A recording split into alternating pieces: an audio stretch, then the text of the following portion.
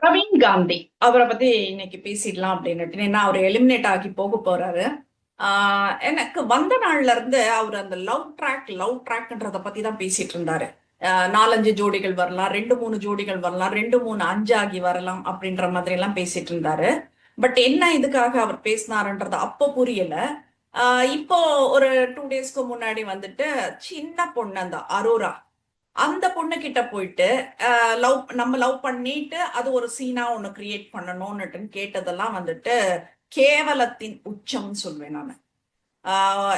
ஒரு சீசன்ல வந்துட்டு சேரன் அவர் இருந்தாரு.